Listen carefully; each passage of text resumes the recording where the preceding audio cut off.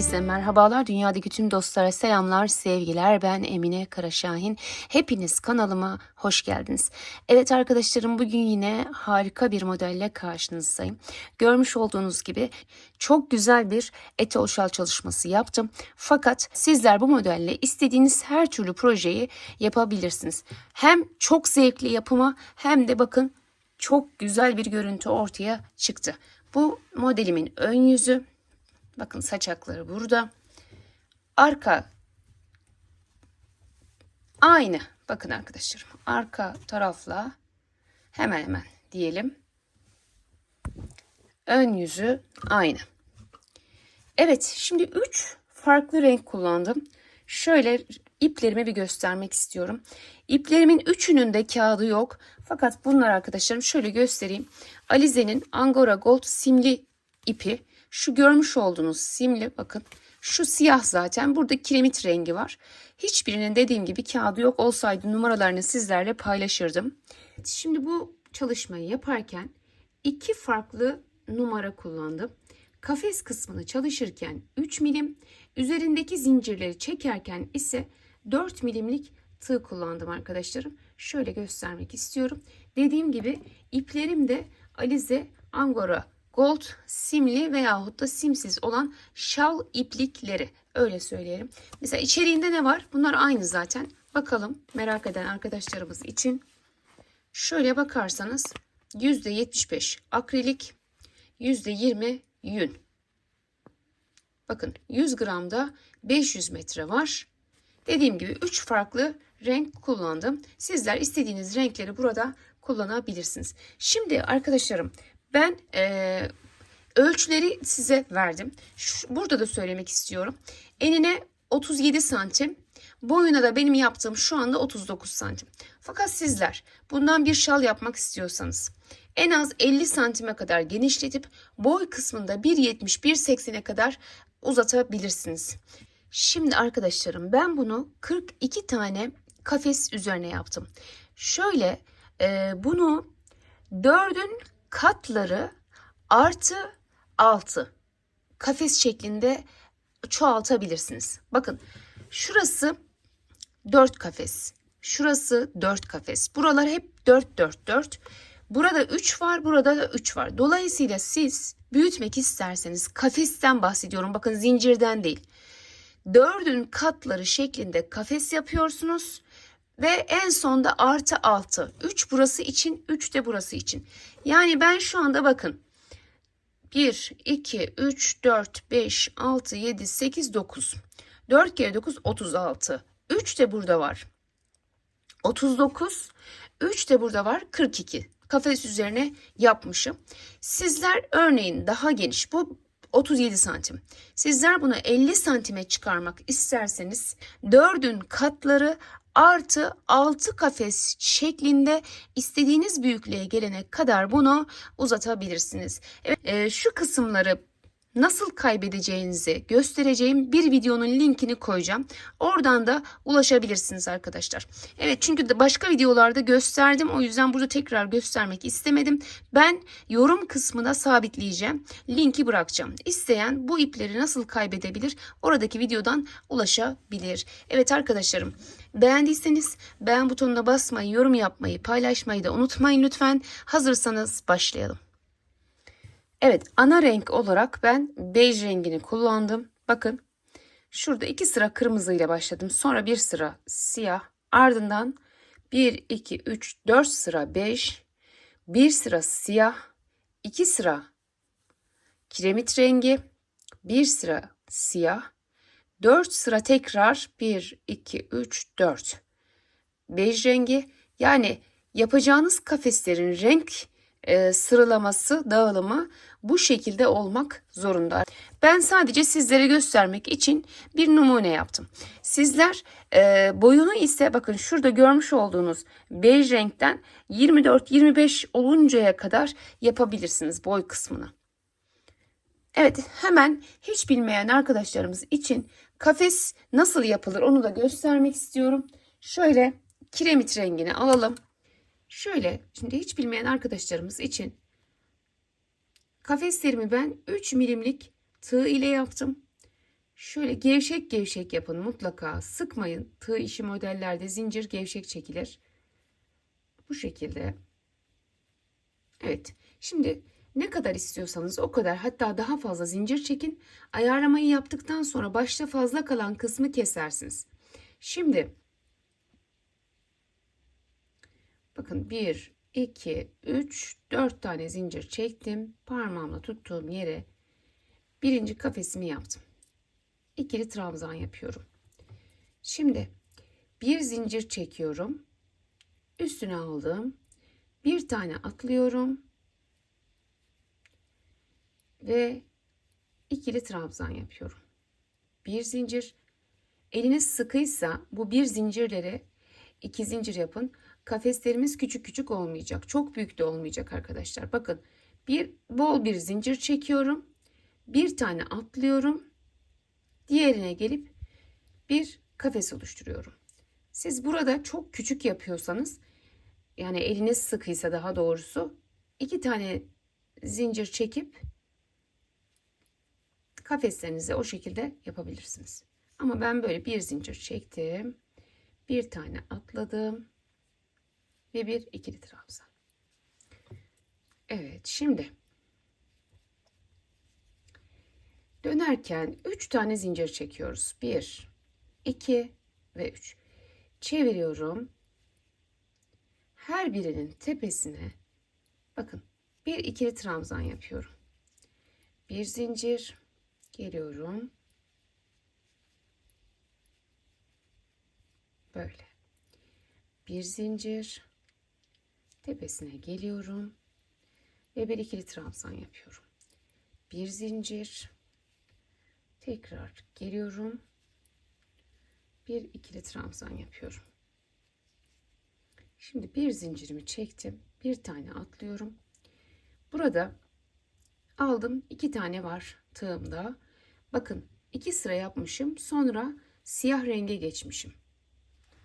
Burada siyah ipliğimizi alıyoruz. Burada iplerinizi koparın arkadaşlar. Şöyle bir göstereyim. Burada bunu sabitledikten sonra bakın şöyle geçirdim. 3 zincir çekiyorum. 1, şu ipi de arada yürütelim. 2, ki sonra kesmek zorunda kalmazsınız. 2, 3. Evet, bu şekilde temizlemiş oldum. 3 zincir çektim. Döndüm. Şimdi bir sırada siyahla gidiyorum.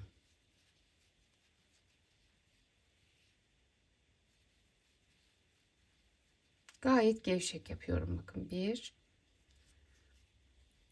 zincir, bir zincir. Buradan bir atlıyorum. İkinciye geliyorum. Tekrar tığımda 2 tane var. Bir taneden sonra neye geçmem lazım? Bej rengine geçmem lazım. Bakın şimdi şunu bir göstermek istiyorum size. Şurada kalan ipi şöyle çok kısa olmayacak şekilde şöyle kesebilirsiniz. Bir dakika. Şura beklesin. Şurada şöyle yaptım ben. Hemen bunu getiriyorum. Bakın şöyle biraz kısa kesmişim. Düğüm yapıyorum burada arkadaşlarım. Şöyle. Evet, bunu şöyle bağlayalım. Arada bu tarafa doğru yürütelim. Hiç görünmez. Zincirlerimizin altında kalır. Zincirleri taktığımız zaman. Şimdi şu 2 tane hemen bej ipimi getiriyorum. Şöyle. Yine burada ipimizi şöyle sabitleyelim. Getiriyorum. Bakın 3 zincir çekiyorum. 1, 2, 3. Dönüyorum. Tekrar burada bej rengimle ben ne yapıyorum? 4 sıra.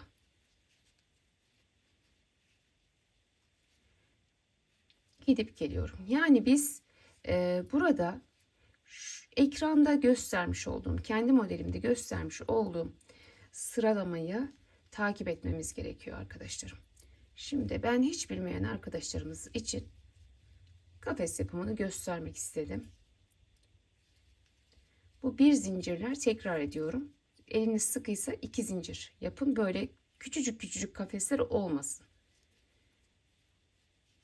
Evet. Şimdi 1, 2, 3 zincir çekip dönüyorum. Ve 4 sıra şeklinde kafesimi örüyorum. 4 sıra, bakın 1, 2, 3, 4. 4 sıradan sonra da görmüş olduğumuz şekilde sıralamayı takip ediyoruz arkadaşlarım. Şöyle bakın. Evet. Şimdi şurada az önce ipi kısa kesmişim. Çok kısa kesmeyelim. Bakın. Şurada ipi nasıl kaybediyorum? Onu da bir gösterelim. Şimdi ipimiz böyle. Getiriyorum. Şurada şöyle bir önce düğüm yapıyorum. Bakın bağlıyorum. Şöyle sıkıştırıyorum. Ardından şu şekilde iç kısma doğru çekelim. Buralara zincir takacağız ya. O zaman bunlar altta kalır arkadaşlar. Kısacık kesmeyelim. Böyle aralarda götürelim. Bu şekilde şu sıralamayla kafeslerimizi yapalım. Daha sonra devam edelim. Şimdi her rengi 2 kat yaparak zincir çekmemiz gerekiyor. Ne kadar çekeceğiz? Boyu kadar. Bir de kenarlarda püskül bırakmak istiyorsanız ve kaç santim bırakmak istiyorsanız o kadar. 10-15 santime kadar kenarlarda bırakabilirsiniz. Şimdi şöyle bir göstereyim. Bakın. Ben zincirlerimi kamera arkasında çektim. Şöyle söyleyeyim. Bu benim modelim için 20 tane bej renginden çektim. En fazla gidecek olan bu. 20 tane. 10 tane siyahtan çektim. 12 tane de kiremit rengi olacak. Ben şimdi kiremitten 11 tane çektim. 12.'yi sizinle birlikte çekeceğim. Şöyle bir göstermek istiyorum size.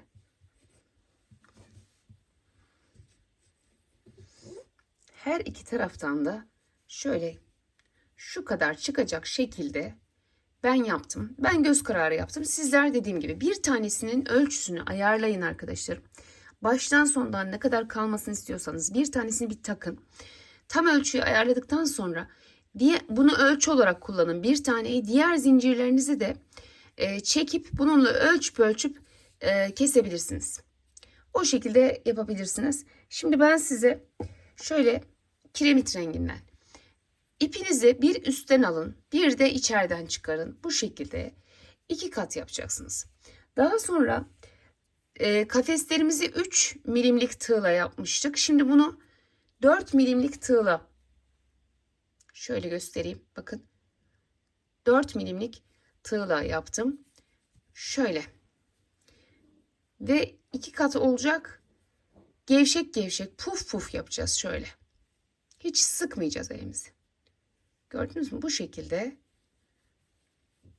bir tanesi ölçünüz olsun. En başta o bir taneyi ayarlayın.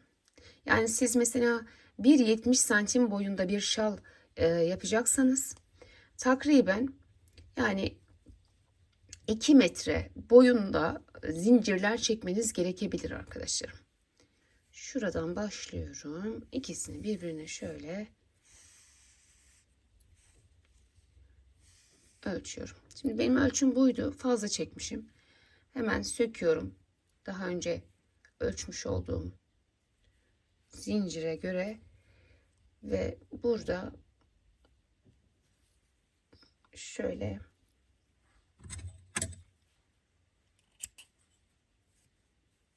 şu şekilde size söylemiş olduğum sayılarda zincirlerinizi ayarlarsınız arkadaşlar. Şimdi siz elini artıracağınız için siz artırdıktan sonra ne kadar gidecek ona göre ayarlarsınız.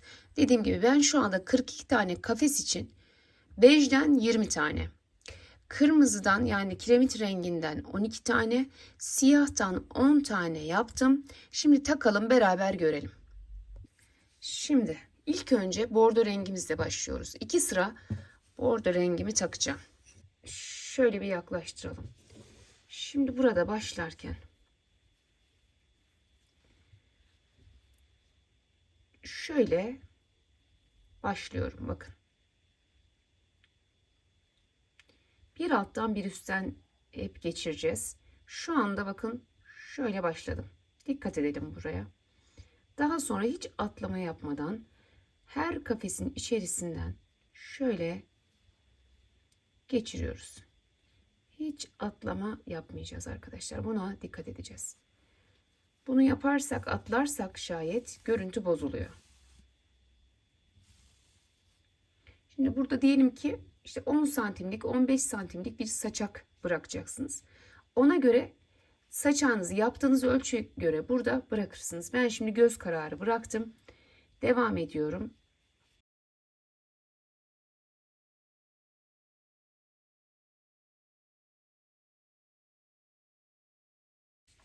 Şöyle elinizle mutlaka bir yerleştirin arkadaşlarım. Bakın şöyle taktıktan sonra elinizle şöyle ayarlayın. Ve hiçbir sırayı atlamadığınızdan da emin olun. Tek tek bir bakın. Şimdi ikinci bordoya geçiyorum.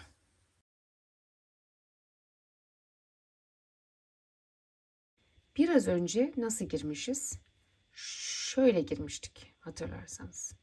Şimdi ise bakın alttan.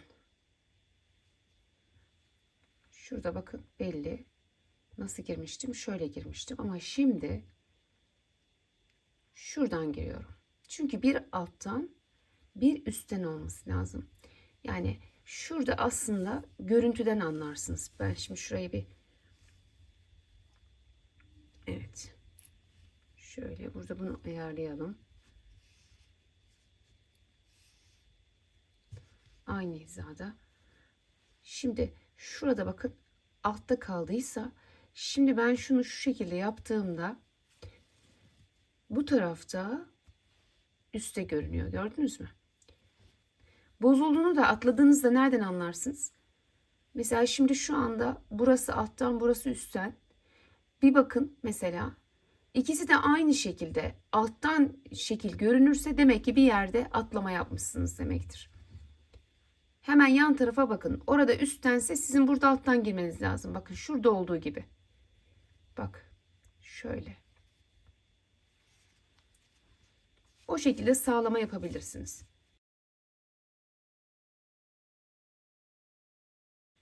Evet, yine dediğim gibi şöyle elinizle güzelce bu zincirleri buraya yerleştirin. Evet, bakın ikinci bordo rengimizi de taktık. Gördüğünüz gibi başlangıcını görüyor musunuz? Şimdi bu iki bordodan sonra siyahı takıyoruz. Siyahı da taktım. Burada biraz önce alttan girmişim. Böyle girmişim. Şimdi ne yapacağım? Üstten girmem lazım. Birinci sırada olduğu gibi. Üstten giriyorum. Ve yine aynı şekilde hiç sıra atlamadan şuradaki başta ayarlayın, bakın şurada. Ne kadar bırakacaksanız bunu ayarlayın. Bakın gördünüz mü? Burada üstten, burada alttan gitmemiz gerekiyor. Bize hemen karşılaştırdığınız zaman bir fikir veriyor. Evet arkadaşlarım, siyahı da geçirdik. Her birini böyle elinizle bir yerleştirin. Güzelce bir, hani ne kasılma olsun ne de böyle bol kalsın. Bunu elinizle ayarlayın. Şimdi 2 sıra kiremit, bir sırada siyahı yerleştirdikten sonra 4 sıra bej takacağım. Bakın bej rengim 4 sıra olacak. Şimdi yine başlangıç noktasına bakıyorum. Bakın birinci sıradaki gibi üstten girmişim değil mi? Şimdi ikinci sıradaki gibi böyle alttan girmem lazım. Az önce şöyle girdik. Üstten, şimdi ise alttan giriyoruz. Evet, tek dikkat edeceğimiz nokta bu. Bir de renklerin sıralanış şekli arkadaşlar.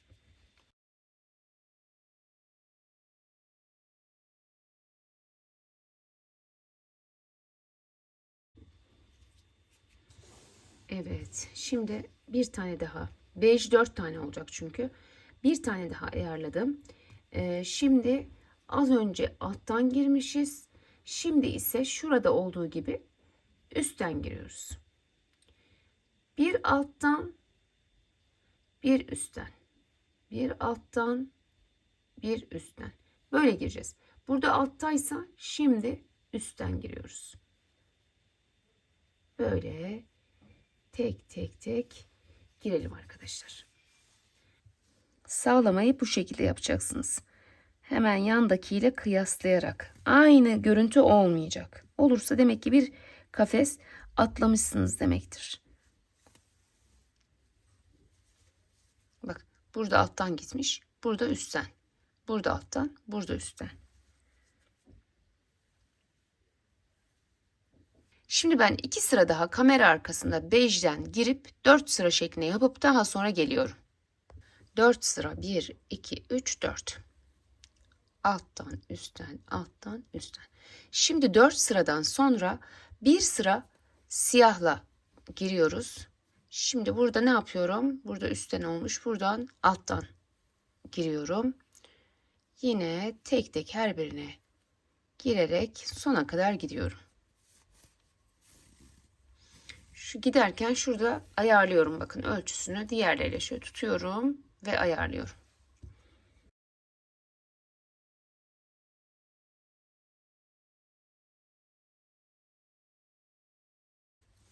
Eğer bakın saçak kısmı kısa kalırsa burada şöyle ayarlayabiliriz arkadaşlar. Üst tarafta çok fazla olursa kesmeden, ki en son zincirlerinizi uçlarını keserek de ayarlayabilirsiniz bu arada boylarını. Ama şal yapacaksanız hiç kesmeyin. En başta ayarlayın. Hiç gerek yok arkadaşlar. Böyle kısalığı uzunluğu da güzel olur. Şimdi siyahımızı yerleştirdik. Siyahtan sonra ne yapıyorum? Şuradan başlamıştık. 2 tane bordo takıyorum bu sefer.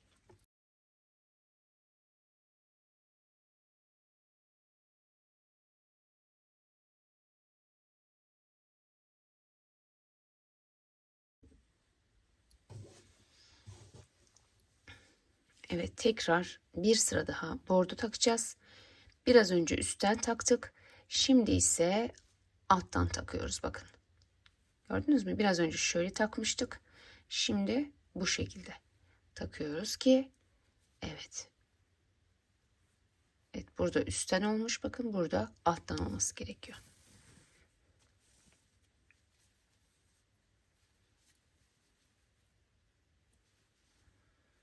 Yine dediğim gibi hiç kafes atlamadan ilerleyelim.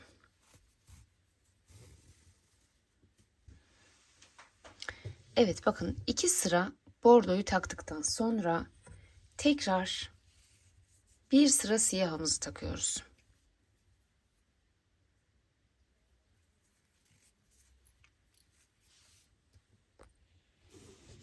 Şöyle az önce alttan girmişiz. Şimdi ise üstten arkadaşlarım. Bakın.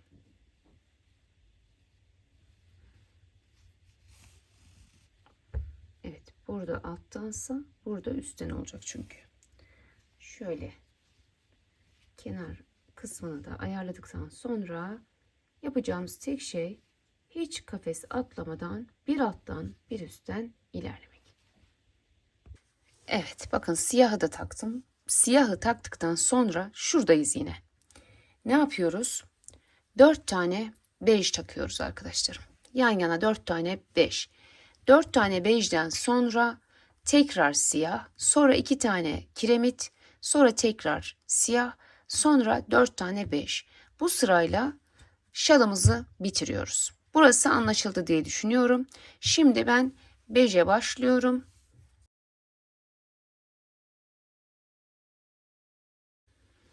Evet, yine 4 sıra bakın bejle geldim. Şimdi ne yapıyorum? Şimdi tekrar siyahı aldım. Siyahla devam ediyorum. Böyle az önce üstten, şimdi alttan alıp tekrar siyahı yerleştiriyorum. Evet, siyahı yerleştirdik. Siyahtan sonra yanına 2 tane bordo, tekrar bir tane siyah ve arkadaşlarım sonrasında 4 tane de 5. Şimdi sıralama anlaşıldı. Aynı sıraları devam ettiriyoruz. Kamera arkasına tamamını ben takıyorum. Sonra görüşelim. Evet arkadaşlarım, size söylemiş olduğum sırayla ben taktım. Bakın. Şimdi yine 4 tane en sonda beji taktım. Bitirirken aynı sırayla önce siyah, sonra da 2 tane bordo ipliğim kaldı. Önce siyahı takıyorum.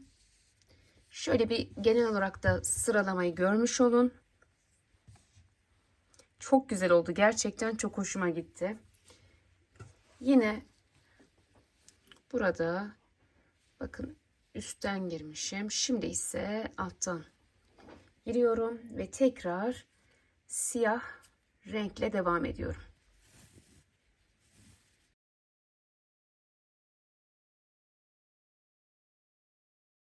Evet, şimdi 2 tane bordoyla çalışmamı bitiriyorum. Şimdi tekrar size bunu yaptıktan sonra enini boyun ölçüsünü tekrar vereyim.